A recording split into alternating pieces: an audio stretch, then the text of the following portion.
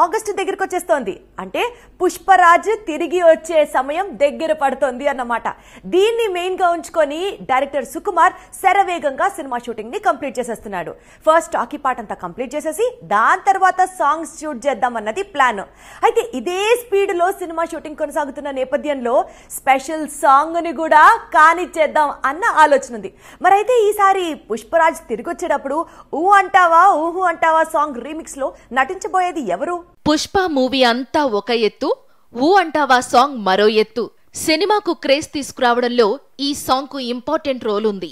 Sequel shooting start అయినప్పటి నుంచి special song లో కనిపించబోతున్న హీరోయిన్ ఎవరు అనేది డిస్కషన్ జరుగుతూనే ఉంది.